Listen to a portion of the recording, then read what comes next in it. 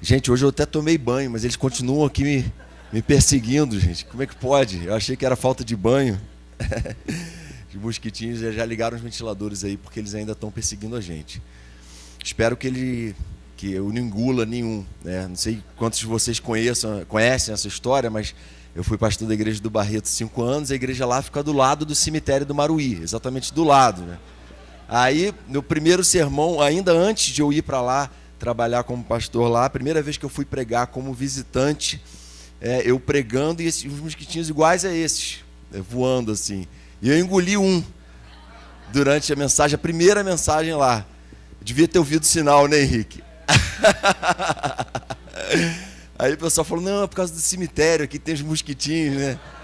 Que talvez sejam decompositores, né? Mas eu prefiro ficar com a tese de que eles são mosquitinhos de flores, porque aqui não tem cemitério, é um lugar muito florido, então eles gostam de flores, estão aí procurando isso. Até hoje eu fico acreditando nisso, né? Tinha uma mangueira lá da igreja com uma manga deliciosa, docinha, mas ninguém queria comer daquela manga. Eu comia, não tinha crise nenhuma, né? Quer dizer que a raiz da mangueira entrava no terreno do cemitério. Mas brincadeira, gente, à parte. De fato, vamos trazer aqui nessa manhã ainda algumas reflexões a respeito da nossa vida conjugal, do tempo que a gente está vivendo, não é verdade? E coisas que a gente precisa entender, a gente precisa ter uma leitura dessa realidade, como foi que a gente chegou até aqui. E é um tempo, sem dúvida nenhuma, um tempo que precisa ser discernido com maturidade espiritual. A gente precisa ter um entendimento bíblico, um critério bíblico para enxergar toda essa realidade. É uma realidade que até a sociologia, muitas vezes, prefere não rotular, não dar um título. Então, foi tão difícil, vamos dizer assim, criar um estereótipo dessa era que a gente está vivendo, que eles não deram um nome, como deram, por exemplo, para a modernidade, não é? Então resolveram chamar a era pós alguma coisa. Não existem modelos absolutos, existe uma pluralidade em andamento, e essa pluralidade vai abraçando tudo, incluindo tudo, aceitando tudo, relativizando tudo, e aí é o momento que a gente vive. Os padrões culturais vão se dissolvendo e as pessoas não precisam mais se definir, não precisam mais aceitar tudo que é padrão retrógrado do passado dentro dessa leitura. Agora, como é que se chegou a isso? Na verdade, pensando aqui na construção da família, a era que antecedeu a Revolução Industrial era caracterizada por pais e mães muito presentes na vida dos filhos. Então, os pais levavam o filho ainda criança para trabalhar com ele, seja no campo, na oficina, no seu ambiente de trabalho, ensinava para o filho desde pequeno um ofício. E o filho crescia tendo como referência aquele homem trabalhador, digno, de caráter, que o educava, caminhando junto com ele, não só sentado, mas andando pelo caminho por onde caminhava. E a filha crescia na companhia da mãe, aprendendo coisas que são de preferência maior da mulher, certas artes, como tecelagem, coisas que eram comuns, profissões tipicamente femininas naquela cultura.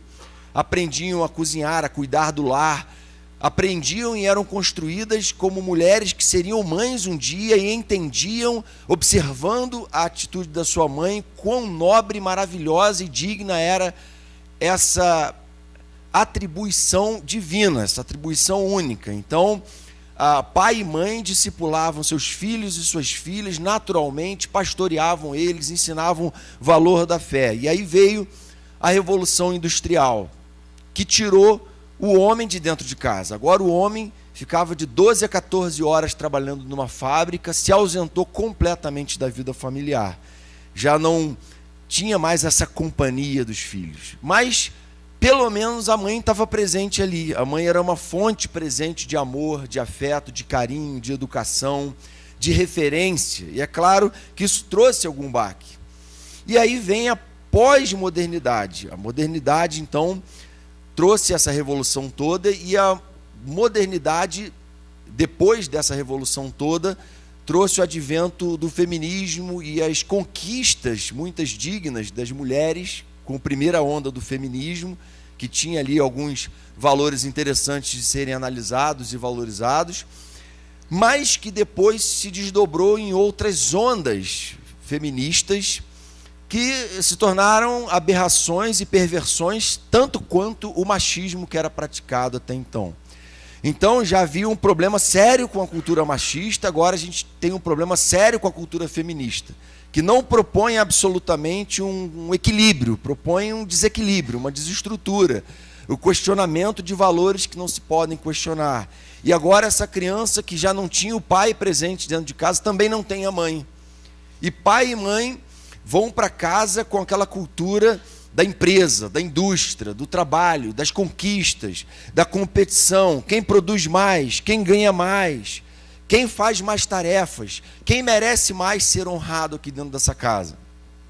Quem assume as principais decisões. E essa polarização, o machismo e o feminismo, levou os pais a terceirizarem a educação dos seus filhos.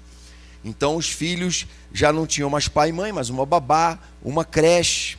E nós hoje somos fruto de tudo isso. Há uma desconstrução de toda a noção de autoridade, que é posterior ao nazismo, ao fascismo, posterior à ditadura militar no Brasil, é posterior à corrupção absoluta das autoridades que nós elegemos e que estão aí. Você vê autoridades em todos os níveis se corrompendo, gente que você nunca imaginou que se corromperia, se corrompendo.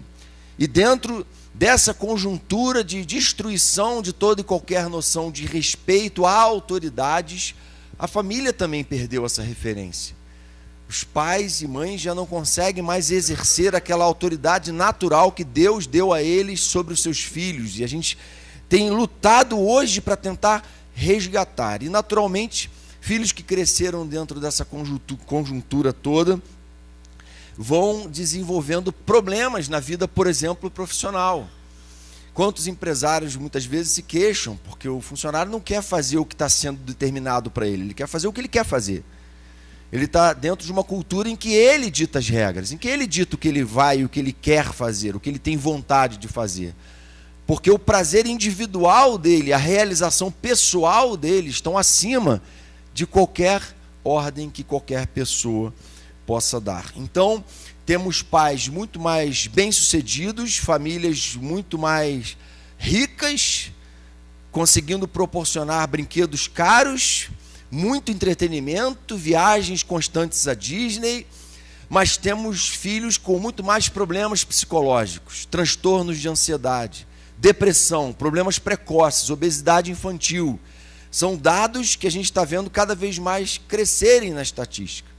E a família, então, vai vivendo essa espécie de colapso. Aquilo que era uma missão nobre, maravilhosa e grandiosa, criar filhos, agora se tornou um problema e um peso para o coração de muitos que se veem desesperados. Pai e mãe precisam estar ausentes para trabalhar, para bancar um padrão de vida que essa cultura consumista impõe, e a gente muitas vezes tolamente acredita que para haver saúde emocional, que para haver realização, autoestima nos nossos filhos, a gente precisa bancar tudo isso.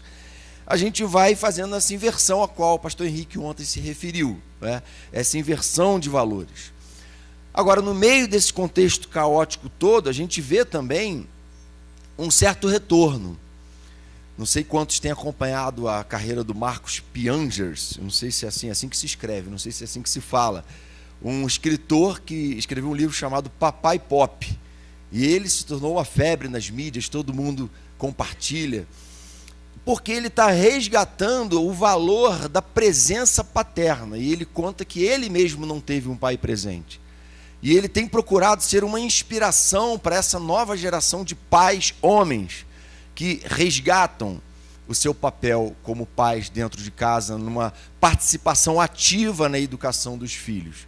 Mas é claro que a mídia exalta muito ele, porque a mídia é pró-feminismo. Então, você não vê um correspondente feminino. Embora muitas mães hoje já estejam nesse movimento de conscientização, de não quererem ver toda a criação dos seus filhos passar voando e depois se arrependerem, algumas já estão. O fato é que, mesmo com todo esse movimento, a gente está diante de uma geração que cresceu largada, abandonada diante dos seus smartphones, tablets e computadores. Uma geração de pré-adolescentes e adolescentes que chegam para nós na igreja dizendo que já viram de tudo, alguns já experimentaram de tudo, já nutriram relacionamentos virtuais em que todo tipo de absurdo era, trocado nessas relações, gente com 12, 13, 14 anos de idade. E a gente hoje está sentindo o impacto dessa revolução da internet que 20 anos atrás a gente não conseguia medir e saber e ter noção, mas hoje a gente já está sofrendo as consequências disso. Enfim, há um caos, aquilo que no passado, na nossa geração, na geração da maioria, era um constrangimento você ter que ir a uma banca de jornal, se você fosse maior de idade, conseguir um material adulto, vamos dizer assim. Agora, qualquer um acessa de qualquer lugar do seu smartphone. Um adolescente de 10, 11, 12 anos pega o seu smartphone, entra no banheiro ou no seu quarto, porque ele tem um quarto só para ele, em que ninguém entra, ninguém interfere, porque ele é o ditador da sua própria vida, e ele não acata autoridades, ele é a autoridade de si mesmo, e ele rege ali a sua própria vida, e acessa todo tipo de absurdo. E a gente está vendo isso alterar completamente toda uma cultura de rapazes efeminados, de moças masculinizadas. Esse culto à pluralidade e à diversidade tem gerado uma resistência a qualquer padrão, seja ele bíblico, moral, virtuoso do passado. E aí, essa resistência, claro, tem gerado um contexto de caos dentro das famílias. E aí, diante de toda essa leitura que a gente faz, qual tem sido o real problema? Em 2014, a gente chamou a Alexandra Guerra, uma especialista em educação infantil, e ela falou uma frase que marcou muito a minha percepção. Ela diz o seguinte: o problema da atual geração de filhos não é a atual geração de filhos, mas é a atual geração de pais. E a gente precisa reconhecer esse problema, reconhecer que toda essa geração que a gente está vivendo e essa situação tão caótica parte também da nossa incompetência enquanto cristãos até. O problema de casamentos cristãos hoje, ou de famílias cristãs hoje, tem a ver com a qualidade dos cristãos que nós temos sido. Pastor Hernandes Dias Lopes, no Congresso de Avivamento da Atos 29, diz: nós hoje somos menos cristãos do que nossos pais no passado, e temos criado filhos menos cristãos do que nós. Há uma degradação paulatina, infelizmente, que a gente está constatando. Contudo, gente, presta atenção, vamos parar aqui, por aqui tá bom. Nós não somos arautos do caos no caos, nós não estamos aqui para falar da tragédia no meio do caos. Nós estamos aqui para falar do projeto de Deus no meio do caos, amém? Estamos aqui para falar da diferença que a nossa fé faz na nossa vida. Somos arautos de Deus, estamos aqui para proclamar esperança, libertação e renovação na presença de Deus. E entender fundamentalmente que o nosso casamento não é parte de um projeto ambicioso, egoísta e individualista nosso. O nosso casamento, a nossa família é parte de um projeto do reino de Deus. E a gente muitas vezes se esquece disso e parte para o casamento com uma perspectiva muitas vezes egoísta e individualista, sem entender que a família é uma missão gloriosa que Deus nos deu. E nós somos desafiados a ser uma família que é sal da terra e luz do mundo, que faz diferença. E a gente tem que entender isso e assimilar essa função de uma vez por todas. A gente precisa parar e enxergar a nossa vida, como foi dito ontem de manhã, à luz do caráter de Cristo, do que Jesus ensinou, e procurar encarnar os valores do reino de Deus, segundo o cidadão perfeito do reino de Deus, Jesus. 100% dos nossos problemas conjugais tem a ver com a nossa incapacidade de ser cristãos fiéis, de sermos zelosos na nossa busca por uma vida piedosa, uma vida consagrada a Deus. Essa é a má notícia. E a boa notícia é que À medida que nós buscamos o Senhor, Ele pode começar a operar milagres dentro da nossa casa, dentro do nosso casamento, dentro do nosso coração endurecido, difícil, genioso. Ele pode transformar essa realidade milagrosamente, a partir da simples observação e quebrantamento diante do exemplo dele. E eu queria, por isso, ler um texto que vai ser a base da nossa meditação essa manhã aqui, de Filipenses capítulo 2, a partir do verso 1. O apóstolo Paulo estabelece aqui para a igreja de Filipos algumas orientações que eu creio que tem tudo a ver com a nossa vida conjugal e familiar. Filipenses 2, verso 1, diz assim: se por estarmos em Cristo nós temos alguma motivação, alguma exortação de amor, alguma comunhão no Espírito, alguma profunda afeição e compaixão, completem a minha alegria, tendo o mesmo modo de pensar, o mesmo amor, um só Espírito e uma só atitude. Nada façam por ambição egoísta ou por vaidade, mas humildemente considerem os outros superiores a si mesmos. Cada um cuide não somente dos seus interesses, mas também dos interesses dos outros. Casais, seja a atitude de vocês a mesma de Cristo Jesus, que, embora sendo Deus, não considerou que o ser igual a Deus era algo a que devia apegar-se, mas esvaziou-se a si mesmo, vindo a ser servo, tornando-se semelhante aos homens. E sendo encontrado em forma humana, humilhou-se a si mesmo e foi obediente até a morte, e morte de cruz. Por isso Deus o exaltou à mais alta posição e lhe deu o nome que está acima de todo nome, para que ao nome de Jesus se dobre todo o joelho nos céus, na terra e debaixo da terra, e toda língua confesse que Jesus Cristo é o Senhor, para a glória de Deus Pai. Amém? Algumas estatísticas dizem que há alguns anos atrás o adultério era a principal causa de divórcio. E a gente acreditou nisso.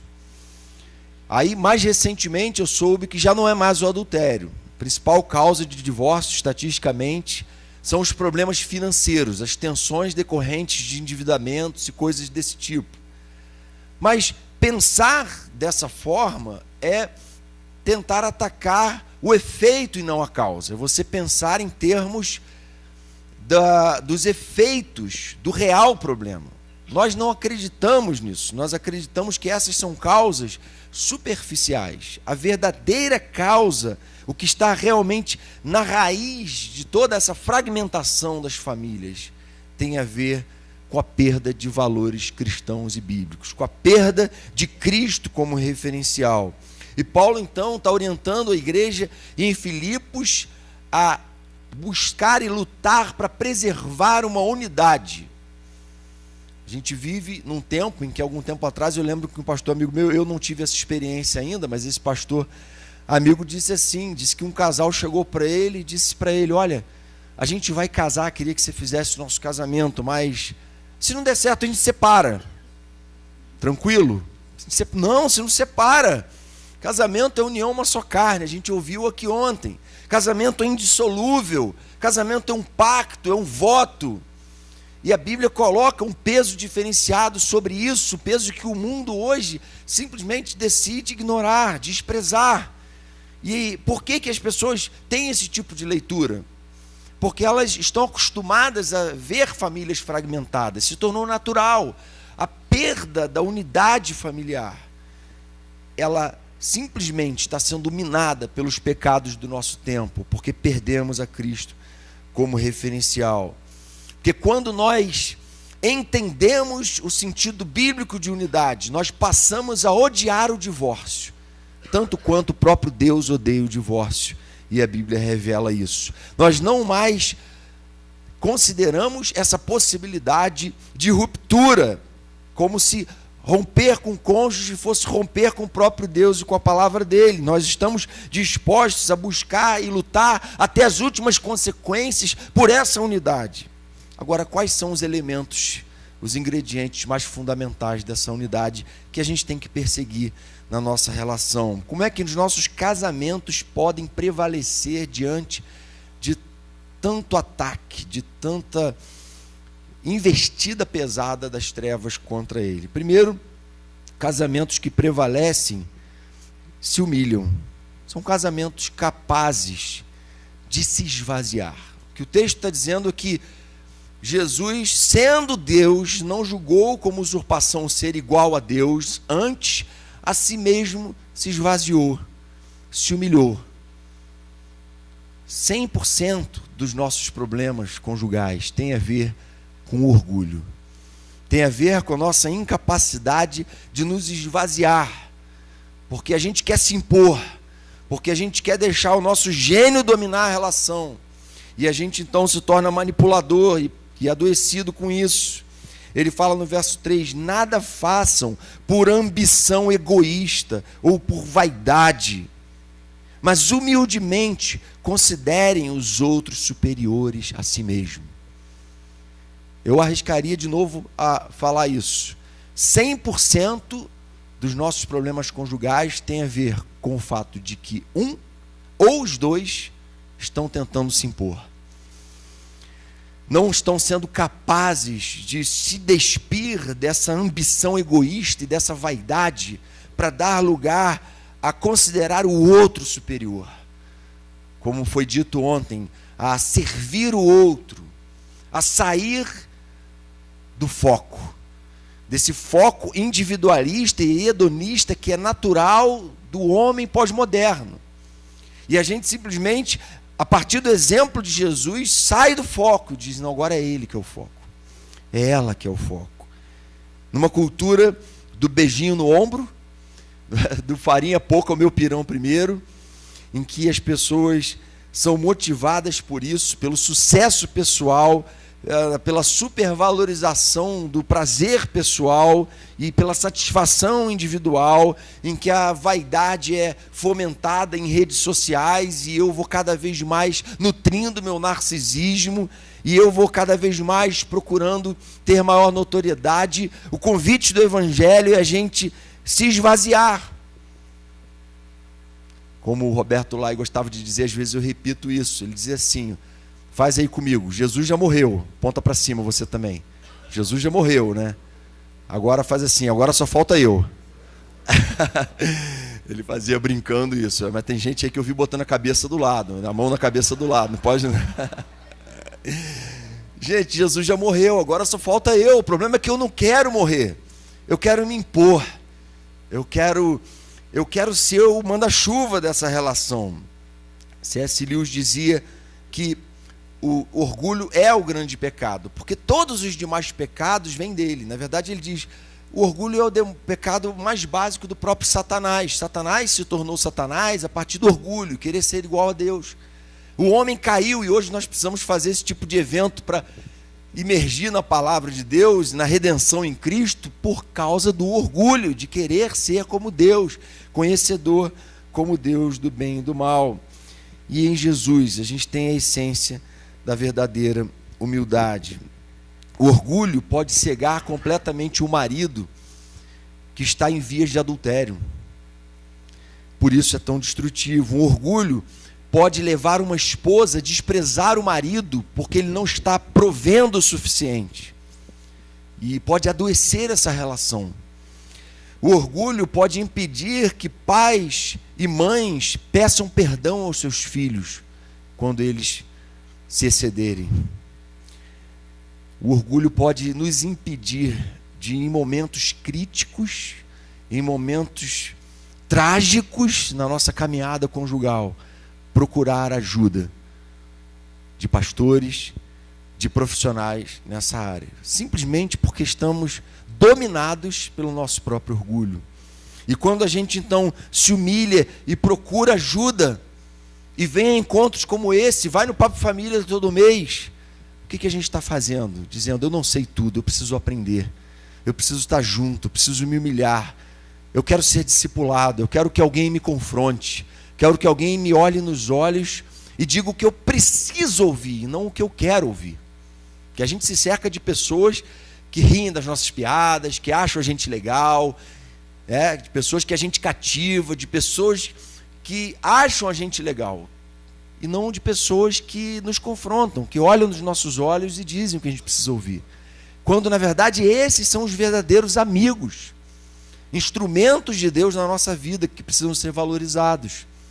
Na célula, Deus pode levantar pessoas assim, que vão nos confrontar, nos pastorear, nos apacentar, e a gente vai se deixar tratar, porque a gente depôs todo orgulho para dar lugar à humildade do Cristo auto-esvaziado servo. Amém? O orgulho nos emburrece a ponto de a gente, em momentos de crise conjugal, esquecer do que nos fez apaixonados um pelo outro. O orgulho vai sedimentando, vai petrificando o nosso coração, a ponto de a gente se anestesiar completamente para qualquer oportunidade. Agora, o que a palavra diz é que Deus se opõe aos orgulhosos. Deus não apenas não consegue conviver com o orgulhoso, mas ele resiste ao soberbo. Ele tem muita dificuldade de gente soberba. A nossa arrogância, ela impõe necessariamente uma ruptura entre nós e Deus, um distanciamento de Deus. O nosso orgulho vai nos tornando gente dominada, escravizada pelo pecado, serva de Satanás sem perceber, rompidas com Deus. Mas o mesmo texto de Tiago 4,6 diz: mas Deus concede a sua graça aos humildes. Amém? Deus quer conceder a graça dele a maridos e esposas que são capazes de se humilhar, de procurar ajuda, de se quebrantar, de pedir perdão, em suma, de ser cristãos. Maridos e esposas, pais e mães que são capazes de exercer essa humildade, que é uma característica tão fundamental de qualquer cristão. E nós somos capacitados, então, a receber essa graça de Deus concedida. Nossa humildade, ela pode, na verdade, nos humanizar. O pecado faz de nós bichos, o orgulho nos torna bichos, que agem por instintos. Mas a humildade, ela pode nos tornar novamente humanos. Essa palavra humilde, ela vem de humus, que é a mesma raiz de humano e que é a mesma raiz de humor. Já notou que pessoas humildes, elas costumam ser leves e bem-humoradas, e pessoas orgulhosas se tornam tensas e mal resolvidas, insatisfeitas e críticas. E o Senhor quer devolver a nós humanidade. E às vezes a gente pensa assim, não, na verdade, com o tempo a gente vai deixando aquela prepotência juvenil de lado e a maturidade dos anos vão nos tornando cada vez mais humildes, não é? Então, segundo esse princípio, muitas vezes quem tem 30, 40 anos de casado pode estar experimentando a prática da humildade plena. Mas não é isso que a Bíblia diz. Eclesiastes 4,13, Salomão diz assim: melhor é o jovem pobre e sábio do que o rei idoso e tolo, que não mais aceita repreensão. Não há idade para isso. O que há é uma atitude. A gente vê jovens humildes e idosos soberbos, jovens soberbos e idosos humildes. Não importa o tempo que você tenha de experiência na sua caminhada conjugal, sempre é tempo de se humilhar e de colocar o seu casamento diante do Senhor e no altar do Senhor. Agora, é claro, gente, presta atenção, a gente vai falar isso um pouco mais adiante de uma forma mais enfática, que essa humildade, quando ela acontece unilateralmente, ela gera um desequilíbrio patológico que pode também matar o casamento. Ambos precisam ter uma atitude humilde e exercitar isso. E ambos precisam, muitas vezes, agir com energia. Humildade não é passividade diante da iniquidade. Humildade tem a ver também com tomar energia ou atitudes enérgicas no mesmo sentido que Jesus tomou. A gente vai ver isso um pouco mais para frente aqui. Então, gente, o que falta para você assumir essa posição de servo no seu casamento? Pense nisso. Segundo lugar, Paulo fala para nós a respeito de uma vida altruísta. No verso 4 ele diz assim: cada um cuide não somente dos seus interesses, mas também dos interesses dos outros. A gente tem uma tendência natural a trazer a coisa para nós. A gente escolhe alguém que melhor nos agrade. A gente quer fazer toda a realidade à nossa volta girar em torno das nossas vontades. E altruísmo é exatamente o contrário de egoísmo. Você resolver pensar no outro antes de pensar em si próprio. Essa lógica é uma lógica totalmente absurda para o mundo e a cultura que a gente está vivendo. Mas é a lógica do reino de Deus. É o caminho que Jesus apresentou para a redenção, para o conserto das relações. E Paulo está simplesmente recomendando isso. Em 2007, eu e Monique estávamos com Marina bebê. Marina, minha filha mais velha, tem 10 anos, e a gente estava... Marina tinha feito 8 ou 9 meses, e Monique, então, precisando retornar ao trabalho, e a gente, então, até então, ela estava de licença maternidade, depois de licença amamentação. Aí, quando ela retornou ao trabalho, a gente começou a ter muitos conflitos naquela época, próprios de um casal que está tendo que se adequar a uma nova realidade. Agora tem uma criança, e a primeira criança, e a gente precisava se entender. E a gente precisava administrar o tempo e dividir as tarefas e organizar a agenda de uma forma madura, de uma forma responsável. Contudo, a incapacidade nossa de ter maturidade para administrar isso nos levou a uma ruptura que a gente não conseguia mais conversar. Falei, bom, já que a gente não consegue mais conversar, vamos procurar um terapeuta. A gente procurou o pastor Vanderlei, amigo nosso, terapeuta de casal, e a gente foi lá conversar com ele. E ele, então, colocou diante de nós algumas coisas que para alguns aqui talvez já tenham sido superadas, mas talvez para outros nem tanto. E ele falou 2 coisas que me marcaram até hoje, eu lembro, foram ensinos valiosos. Ele diz assim, olha, a gente estava naquela disputa, né? Quem faz mais, eu estou fazendo mais, você está fazendo menos, enfim. E ele diz assim, olha, a relação conjugal madura não é a relação conjugal em que cada um faz 50% das tarefas. Mas é a relação conjugal onde os dois se sentem 100% responsável por 100% das tarefas. E aquilo foi um choque para mim. Como assim? Então eu tenho que me sentir 100% responsável? Sim. Às vezes você vai fazer 100%, às vezes ela vai fazer 100%, mas se vocês começarem a fazer contas disso, não tem jeito, vocês vão ter problemas sérios. Isso vai sempre gerar uma competitividade, uma disputa patológicas. Uma outra lição valiosa que ele deu dentro dessa perspectiva do altruísmo, de colocar o outro no lugar, é que no casamento, Jonatas, quando você ganha uma discussão com Monique, os dois perdem. Quando ela ganha uma discussão, os dois perdem. Mas quando os dois perdem a discussão, os dois ganham. Essa é a única forma de haver vitória numa discussão dentro de um casamento. Se você parte para a discussão nessa lógica da competição, de vamos ver quem argumenta melhor, quem vai ganhar isso, quem tem mais a razão, quem está no seu direito, isso vai ser corrosivo e destrutivo. Porque no momento em que um ganha a discussão, o outro se sente reduzido. Isso começa a envenenar a relação. E a solução é os dois se curvarem diante da cruz, se humilharem, não é? Os dois se verem como servos, saírem desse lugar de tentar ser vitorioso sobre o outro e deixar que a derrota tome lugar. Quando sou fraco, então é que sou forte. Essa é a lógica do Evangelho. Quando eu me humilho, então é que o milagre acontece. Quando os dois estão aos pés da cruz, quebrantados, chorando, ali aquele casamento é fortalecido, é vivificado, é avivado. Ali aquela família tem as possibilidades de experimentar os maiores e mais poderosos milagres de Deus. Agora, quando um ou os dois estão arrogantes, altivos, aí não tem jeito, aí vai de mal a pior mesmo. E a gente precisa aprender com o nosso Senhor a viver dentro dessa lógica altruísta.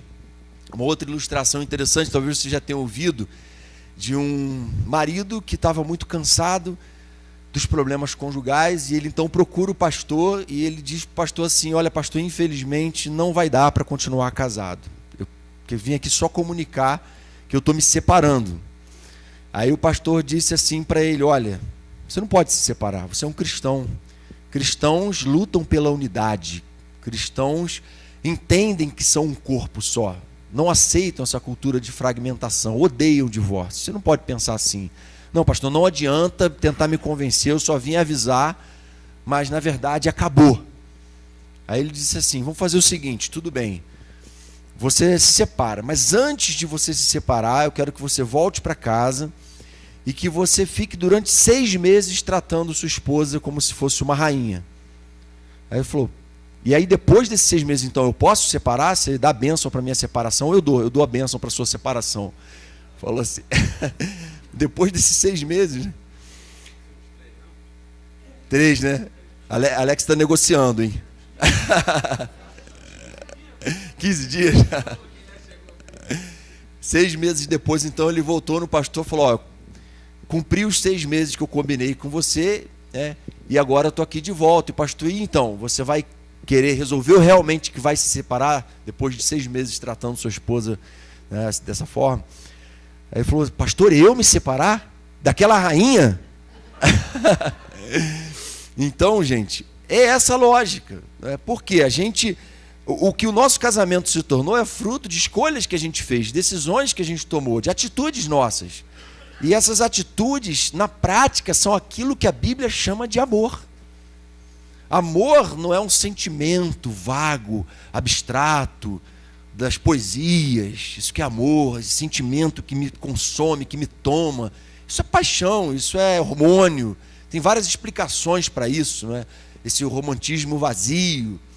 Amor na Bíblia e na cultura bíblica é você tomar atitudes práticas, concretas, em prol do voto que você fez. E essas atitudes práticas, tal qual o nosso Senhor tomou em nosso favor, é que vão construindo uma relação de amor verdadeira. Quando você subiu ao altar e se casou, você não amava ainda. Você ainda estava começando uma relação. O amor estava de uma forma muito incipiente ali ainda. Agora, à medida que você vai caminhando junto, dividindo o tempo, a cama, as tarefas, as funções, os problemas, as contas, aí nessa relação, muitas vezes até atribulada, é que o amor vai sendo construído, que vai se tornando uma coisa concreta, verdadeira, uma coisa real, e não uma coisa que se dissipa com facilidade. Terceiro e último lugar, casamentos que prevalecem estão na torre de vigia. São atalaias, são vigias incansáveis. O que é o atalaia? Era aquele cara que ficava lá em cima na torre, vigiando, não é? Naquele tempo antigo, então o exército inimigo vinha lá de longe e o atalaia já viu o inimigo se aproximar. E ele anunciava e proclamava que o inimigo estava vindo. Então ele ficava em constante vigilância para alertar o povo. E a gente, não sei se você sabe, mas está dentro de uma guerra. A gente vive numa cultura em que a gente é desafiado a lutar o tempo inteiro. Se você não lutar pelo seu casamento, provavelmente ele vai sucumbir no meio dessa batalha. Paulo diz assim em Efésios 5,15: tenham cuidado com a maneira como vocês vivem, que não sejam como insensatos, mas como sábios, aproveitando ao máximo cada oportunidade. Deus está dando uma oportunidade para nós aqui, porque os dias são maus. Os dias são dias de guerra, são dias que têm demandado de nós uma certa energia, e é sobre essa energia no meio dessa guerra que eu queria falar. Ontem o pastor Henrique falou sobre a situação de homens, maridos, que simplesmente não assumem o seu papel de homem dentro das suas casas, um papel ativo, querem ficar de boa o tempo todo. Às vezes são homens, às vezes são mulheres. O fato é que existe essa ideia de humildade equivocada. Luther King tem essa frase que está mais famosa do que nunca, né? O que me preocupa não é o grito dos maus, mas o silêncio dos bons. A gente interpreta a humildade como passividade no meio de uma guerra, de uma batalha, que a palavra de Deus diz que nós estamos, e Jesus diz: não vim trazer paz, vim trazer espada. Foi nesse sentido. Jesus veio trazer sim a paz. A minha paz vos dou, né? Não dou uma paz como o mundo dá, é uma outra paz, é uma paz superior. Agora, eu vim trazer espada. Há um sentido em que nós estamos sim numa guerra. Uma guerra por buscar viver como cidadãos do reino de Deus, no meio de uma cultura depravada e corrompida, na qual nós somos chamados a brilhar como luzeiros no mundo. Amém? Isso que o apóstolo Paulo fala. Então, você ser frouxo o tempo todo e se eximir de algumas medidas enérgicas não é ser zeloso, não é ser humilde, segundo Jesus. Jesus era humilde, mas no momento que ele precisou pegar o chicote, começar a dar chicotada em cima dos vendilhões do templo, daqueles cambistas ali que estavam vendendo coisas dentro do templo, no momento de ser enérgico, ele foi enérgico, revelando a ira de Deus, uma ira santa de um Deus santo. Não é a ira de um pecador desequilibrado, autoritário, como nós às vezes tendemos a ser. Há uma ira santa, há uma resposta. E muitos casamentos sucumbem porque o outro lado começa a avançar e começa a extrapolar certos limites de respeito básico. Palavras que ferem, palavras agressivas, atitudes estúpidas vão destruindo a relação. E o outro, às vezes, querendo ser de boa, querendo ser pacificador, buscando em luta por humildade, acaba aceitando o inaceitável. E aí, irmãos, Provérbios, capítulo 19, verso 19, diz assim: o homem de gênio difícil precisa do castigo. Se você o poupar, terá que poupá-lo de novo. Mas o meu gênio é complicado, eu tenho um ego assim, eu tenho um temperamento assim, é de família. Bobagem. Isso é para quem não tem Deus. Quem tem Deus tem que entender que ele tem também pedagogia do chicote. Ele tem a pedagogia do chicote e ela tem que ser feita a valer. O homem mau tem que sofrer o dano, o castigo. Não poupe o homem mau das consequências do seu erro. Porque essa muitas vezes vai ser a única pedagogia que ele vai entender para ele não voltar a agir dessa forma. E às vezes a gente quer se poupar. E a palavra de Deus não proíbe a gente de se irar. Proíbe a gente de pecar por causa da ira. Efésios 4, 26, Paulo diz: quando vocês ficarem irados, não pequem. A outra versão dizia: irem-se, irai-vos e não pequeis, né? Praticamente um imperativo. A ira faz parte. A ira é você extravasar a sua indignação diante do erro, da injustiça, do pecado. Agora, não pode pecar por decorrência disso. Apaziguem a sua ira antes que o sol se ponha e não deem lugar ao diabo. Não deem lugar ao diabo, não deem lugar à amargura, não deem lugar à violência, à agressividade, mas sejam enérgicos em se posicionar em face do absurdo e do pecado, para a glória de Deus. Isso não se contrapõe em nada a uma atitude humilde. A referência é Jesus, olha para ele, não é? Humilde 100% e ao mesmo tempo servo e ao mesmo tempo com um chicote na mão, disciplinando e corrigindo a iniquidade e a injustiça. Então, concluindo, irmãos, o que Jesus colheu por ter se humilhado até o fim, por ter sido um servo altruísta, por ter entendido seu papel no meio de uma guerra santa, que não é uma guerra entre pessoas, mas no campo espiritual. O que ele colheu com isso, segundo o texto, foi a sua exaltação. Deus o exaltou sobremaneira. E o Senhor também quer exaltar os nossos casamentos. Ele quer resgatar os nossos casamentos, colocar as nossas famílias como objeto de louvor na terra. Amém? Ele quer nos fazer voltar a ter esperança em dias melhores. Eu compartilho muitas vezes, até na célula ontem eu compartilhei um pouco, o pessoal que eu discipulo, eu compartilho as lutas e as crises que eu já vivi com o Monique. E eu falo abertamente que a gente já experimentou, na verdade, milagres e ressurreições na nossa vida conjugal. Amém? E hoje eu falo, a gente está vivendo no nosso melhor momento como casal. Isso não é propaganda, nada. A gente já... Não é promoção pessoal, né? Isso é porque, pela graça de Deus, por uma ação milagrosa, Ele nos amadureceu e usou e nos capacitou a ter humildade, a nos humilhar em situações em que os nossos erros estavam gritantes, estavam nos humilhando até mais do que a nossa capacidade de se humilhar. E Ele, então, operou um milagre e a ressurreição do nosso casamento.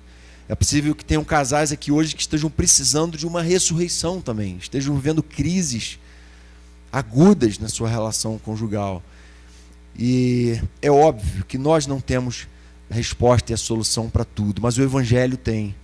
Mas Jesus é a resposta e a solução para tudo. E quando a gente fala de Jesus, a gente está falando de um conceito filosófico, a gente está falando de um homem que mostrou para a gente como funciona e disse: me imitem, sejam assim também. Carreguem a cruz de vocês dia a dia, neguem a si mesmos, esvaziem-se de toda a sua glória, morram como eu morri, porque se vocês morrerem, vocês vão ressuscitar. O grão de trigo não pode germinar até que ele morra. Esse foi um princípio que eu tive que aprender. Se eu não morrer, não tem como o grão de trigo germinar, não tem como um milagre acontecer. Amém? Vamos fazer uma oração? Feche os seus olhos.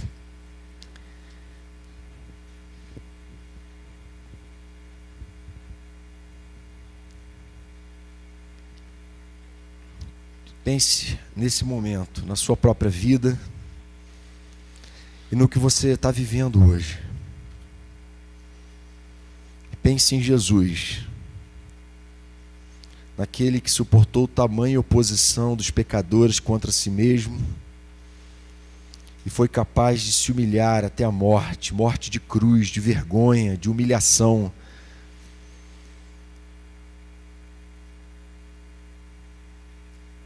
Porque ele entendeu a missão dele. Ele entendeu que não era o homem Jesus que era o centro de tudo, mas é o reino de Deus, algo muito maior.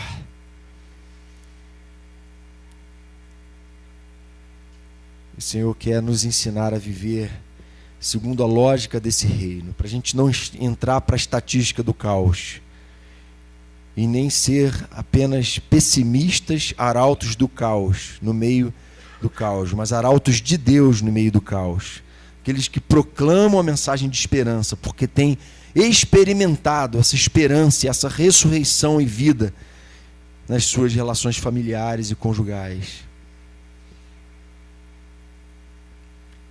Senhor querido, queremos clamar ao Senhor para que o Senhor venha visitar poderosa e graciosamente a vida de cada casal aqui, de cada família aqui representada, que tem sido alvo de ataques, Senhor, que seriam incapazes de ser superados, vencidos, se não fosse a tua intervenção, se não fosse a tua proteção, o teu cuidado sobre nós. Senhor, estarmos aqui esse fim de semana é prova do teu cuidado pastoral para conosco.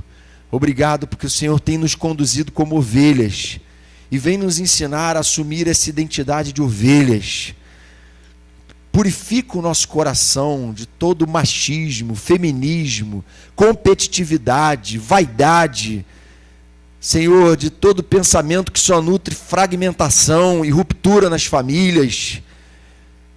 Povoa os nossos pensamentos, Senhor, de valores que trazem unidade, que trazem humildade, quebrantamento, altruísmo, capacidade de ser servos uns dos outros, Senhor.